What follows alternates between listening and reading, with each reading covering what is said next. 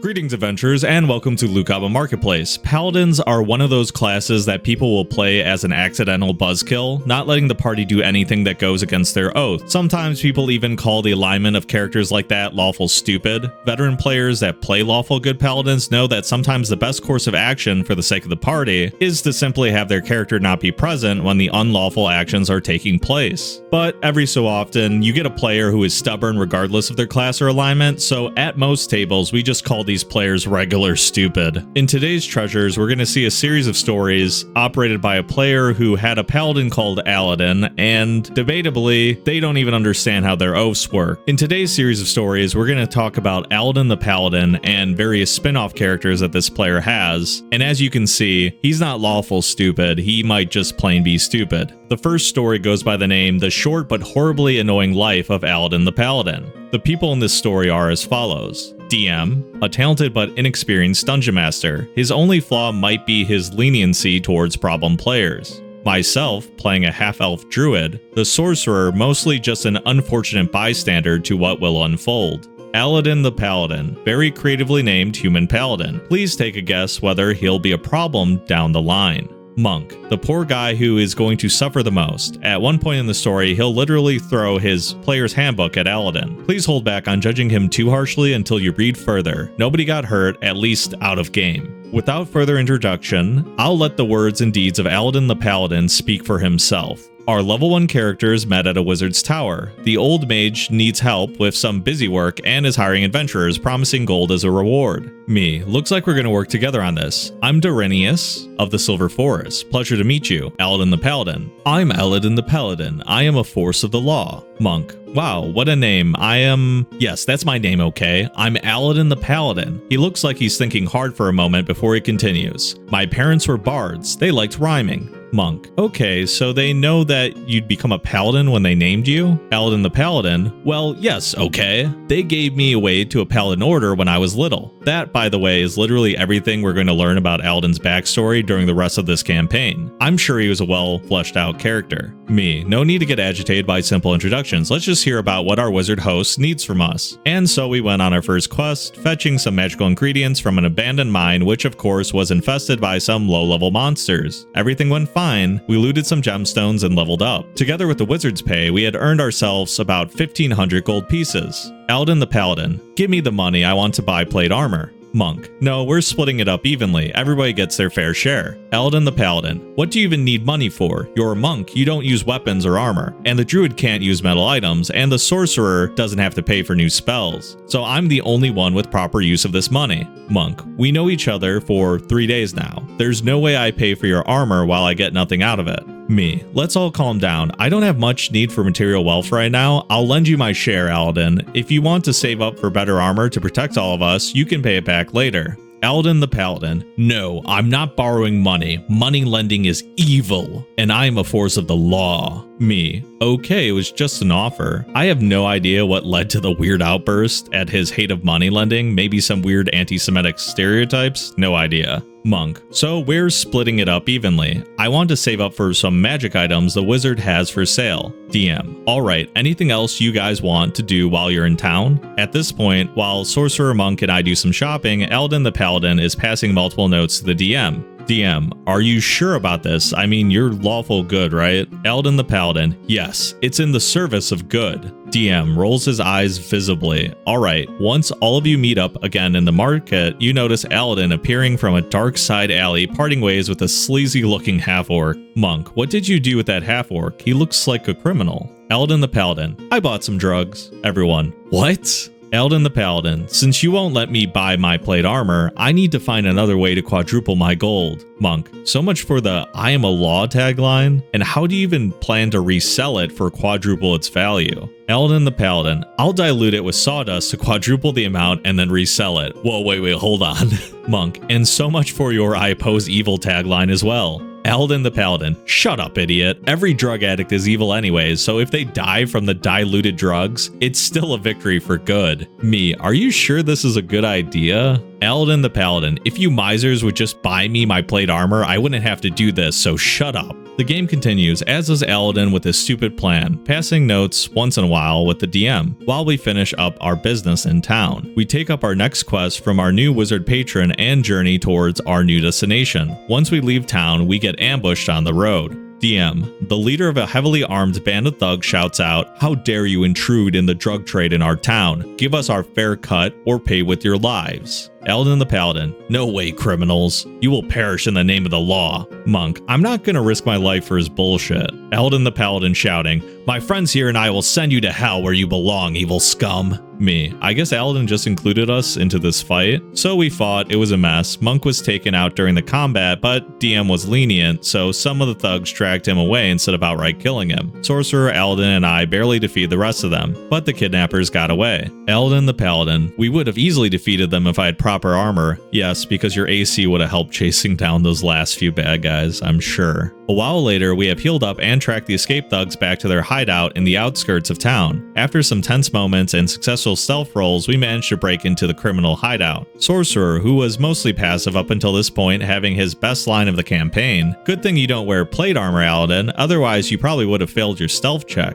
We managed to take out some wrestling thugs undetected, find the unconscious monk, and finally, we find all the monk's belongings locked away in a chest. Aladin the Paladin. "Great, we'll take the money and split up evenly. With that and my drug profits, I think I can afford the plate armor. Monk doesn't get a share since he didn't help us here." Me. "Dude, it's his money." Aladin the Paladin. "We're in a kind of dungeon and it's loot from a chest. Monk insisted that we split everything we find evenly." If you guessed this was the moment when Monk threw his player handbook, then you'd be correct. DM. "Your loud argument has alerted the rest of the sleeping criminals. You hear their footsteps and shouting coming towards your direction. At this point, we postpone the argument, grab Monk and his stuff, and beat it. Sorcerer and I have disadvantage on athletics because we're carrying Monk and his belongings, but we manage to escape. Aladin, however, rolls a natural 1. DM. "Is anyone going to stop to help him?" Me. "Nope." Sorcerer. "No." Aladin gets surrounded by angry thugs, tries to fight them, curses us and our evilness for leaving him alone, and dies an inglorious death. This time, for some reason, the criminals don't take prisoners. That's the end of the short but horribly annoying life of Aladin the Paladin.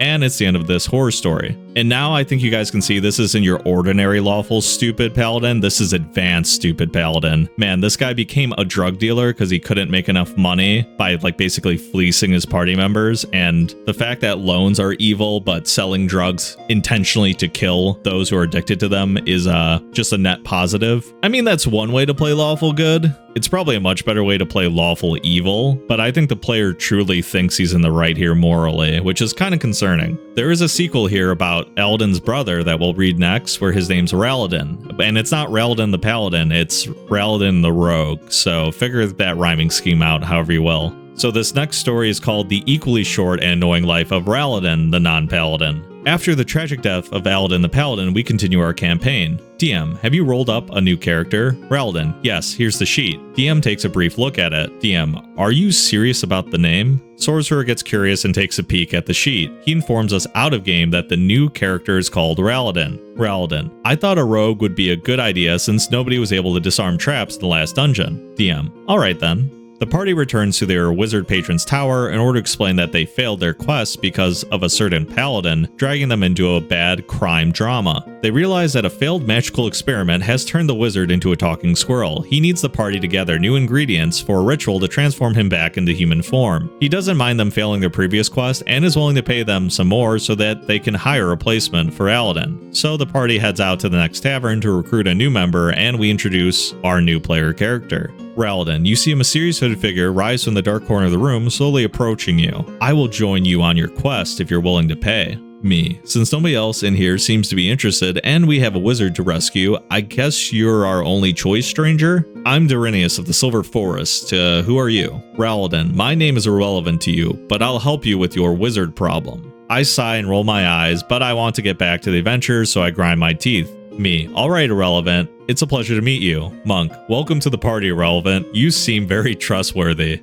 They went with the dad joke on that. Nice. With their new trusted ally, the party leaves town and searches for a ruined labyrinth in a nearby forest. After some dungeon crawling and fighting, the party secures the ingredients they were looking for, Minotaur horns. Monk even finds a nice magical sai which counts as a monk weapon. On their trip back to town, the party takes rest for the night at the banks of a river. Raladin, I'll take first watch. I throw a worried glance towards Monk and Sorcerer. Monk, that's fine, irrelevant. I'll take second. DM, night sets in as everyone but the rogue goes asleep. Raladin, once everyone's asleep, I sneak towards Monk. Raladin throws his dice. Raladin, that's a 24 on stealth. I use coup de grace to kill him. Monk, I stick my sai right into his face. DM, since you're prepared for your attack, Monk gets advantage. Raladin, what? I have a 24 on stealth and he's asleep. DM puts a piece of paper on the table. It's a note Monk passed to him in secret. Monk was so stealthy about it, even Sorcerer and I had no clue that he did this. DM, Monk clearly states that he prepares to attack anyone who sneaks up to him with his sai after he lies down. If you're waiting for exactly this situation, a 24 on stealth means nothing. Raladin suffers heavy damage from the monk's new magical sai.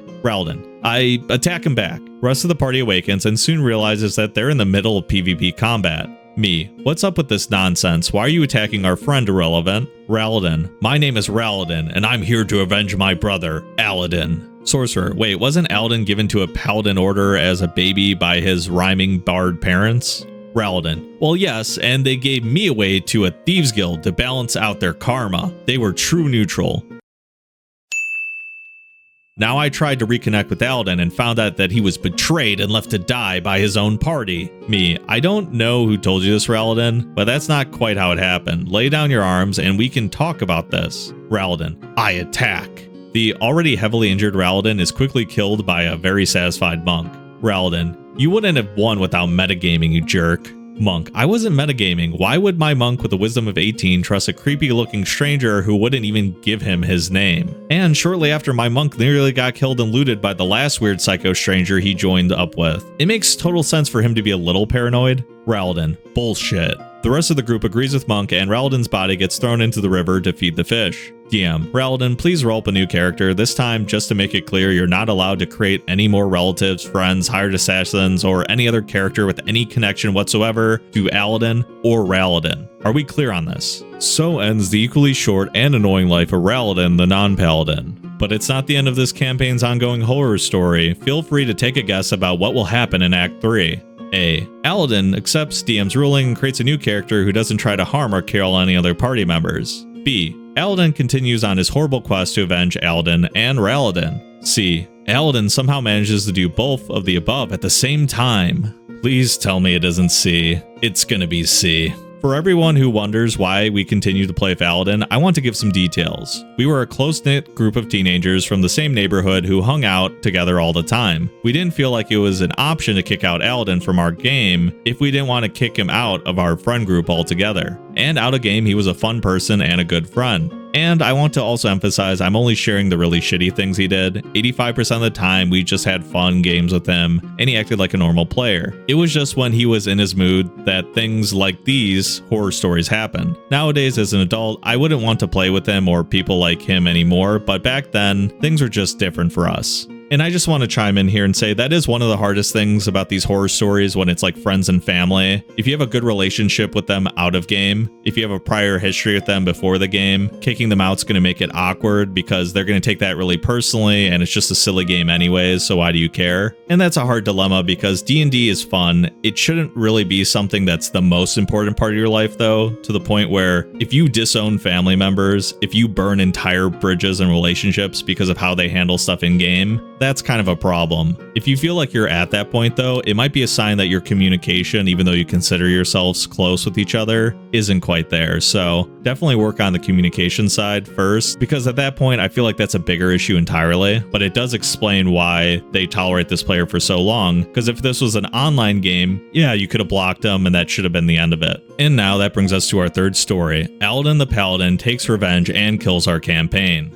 After the tragic deaths of both Aladin the Paladin and his long-lost brother, Raladin the Rogue, our campaign continues. Aladin seems to have given up on his silly quest for revenge and rolls up a new character who's pretty much a standard human fighter. No weird name and no particular weird behavior this time. Yeah, I don't know if Faladin sounds good, so probably for the best. It probably helps that he's allowed to start with plate armor since we're higher level now. The new fighter mostly just sticks to hacking and slashing and doesn't cause any issues. A couple of sessions go by and we're all having fun. The earliest horror stories are soon forgotten. We even plan to spend the whole weekend just playing D&D. Sorcerer, our old friend Cameo called me earlier today and he told me that he'll be back in town for a couple of days. DM, that's awesome. We haven't seen him for over a year. Let's ask him if he wants to guest star in our campaign. Everyone, let's do it. Some hours pass and our old friend Cameo shows up at the house. Cameo, I'm looking forward to playing D&D again, but I guess I'll need to roll up a new character for this. I don't even remember all the rules. Me, don't worry, we wanted to cook and eat something first anyways. We've got plenty of time to roll up a character for you. DM, the party could really use a dedicated healer at this point, so Cleric would be a good option, but you can pick whatever you want, of course. Cameo, Cleric sounds fine to me, let's do it. Fighter, while you guys go cooking, I'll help Cameo fill out his character sheet. Most of the party heads up to the kitchen. Cameo and Fighter stay in the basement to roll up a new Cleric. Yes, we really did play in a basement like the true nerds we were. Hey, the true nerds you still are. A while later, we're all stuffed and get back together in the basement to continue our campaign. DM, we ended our last session in the middle of a vast underground fortress built by the dwarves of a forgotten age. Ever since its fall, it has been overrun by a species of insect-like lesser demons from the abyss. It might be a little tricky to introduce your character at this desolate place, Cameo. Maybe he's been taken prisoner by some of the demons who plan to use him as a sacrifice? Cameo, I rolled up a lawful good human cleric of Haronius. Fighter, maybe he was sent to the Forgotten Fortress by a vision from his god who thought that there was an important mission for him to achieve there. Cameo, yeah, that fits perfectly. DM, fine with me, let's start the adventure. The game begins and our party of adventurers stumble into an armored stranger in the underground fortress. Since he's a cleric of a lawful good deity, he seems very trustworthy. So we join forces and continue to clear the ruins of the demonic infestation. DM clearly enjoys the fact that we're having an additional party member and a healer, so he really amps up the combat encounters. It's an old dwarven workshop. The demons have awoken some ancient constructs who of course try to kill the intruders. It's a really tough fight.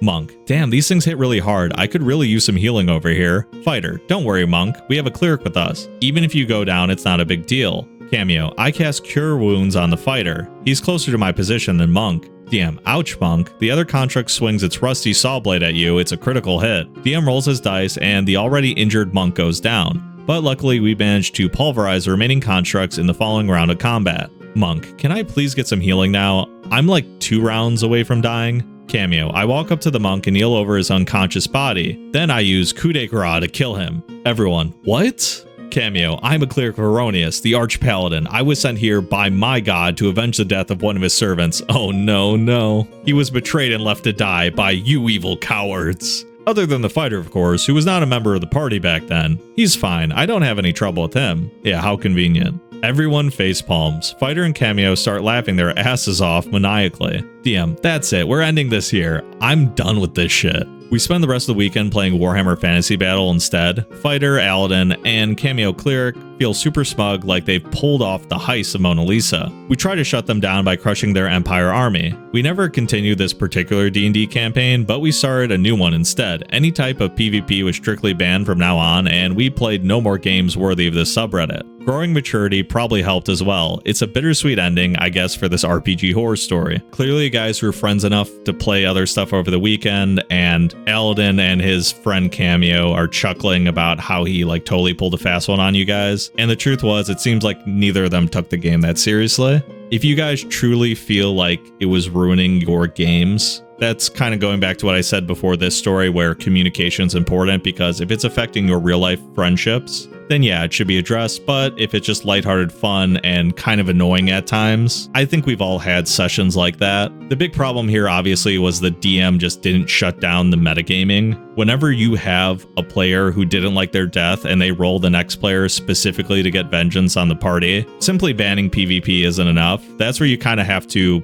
say, hey, as the dungeon master, I'm declaring these actions aren't happening. We know why you're doing this. Can we please just move on? They have to realize that it's their behavior that's causing the game to be at a standstill. They can't get over a death that happened 2-3 sessions ago. So yeah, I think the DM was a little too lenient and probably could have cracked down on it. I like that these horror stories were an example of something that's annoying and maybe can be easily fixed, and didn't evolve into complete degeneracy like some of the horror stories I've read on this channel. This is very lighthearted and it seems like everyone aged out of it, so I'm glad to hear it. But I just wanted to read a final story just to showcase that Aladin was difficult even when it wasn't related to the death of this character. He's played many, one-off characters that were a little stubborn. So today's last treasure goes by the name The Orc Who Refused to Speak Common.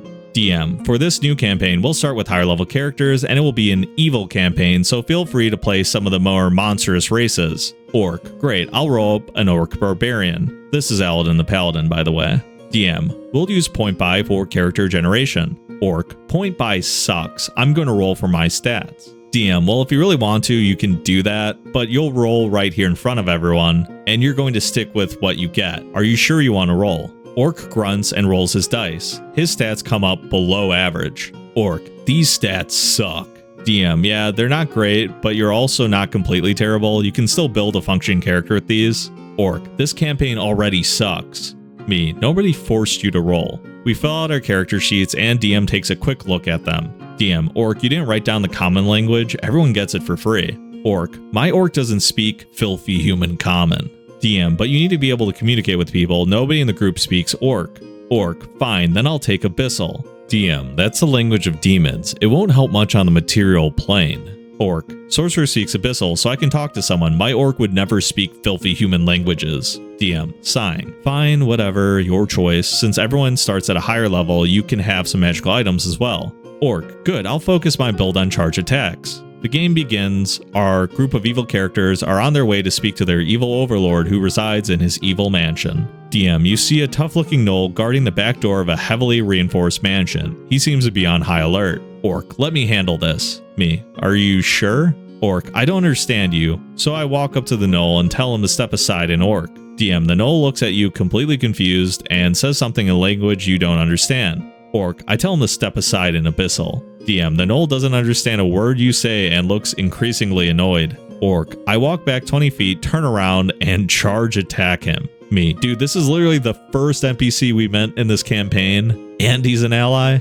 Orc, I don't understand you, I charge him. Wait, let me get this straight. You're telling me, so the Orc only speaks Orc in Abyssal, he doesn't speak Common, and the DM's talking to players saying, hey, out of game, this is how it's going. He's like, I can't understand you. Is he saying that the Dungeon Master, he thinks the Dungeon Master speaks Common, like from the sky to this player? Because that's pretty funny. He like just shrugs off the DM speaking Common. It's like, if you're gonna tell me DM, tell me in Abyssal, and just charges at this guy. Orc rolls a critical hit and deals an incredible amount of damage. DM, you tackle the utterly surprised gnoll and together you crash right through the reinforced back door. When you look up, you realize that you broke the gnoll's neck in the crash. Orc, good, we can go inside now. I'm looking for the first person I meet and greet them in Orc and Abyssal. You can probably guess by this point how the rest of our meeting went. Sorcerer tried to stop Orc from attacking everyone who didn't understand him, and in response, Orc murdered Sorcerer's pet dog with the charge attack. Later, Orc was overwhelmed and finally killed by our overlord's henchmen. DM, I think one of you has a diamond, so you'd be able to pay for a resurrection spell.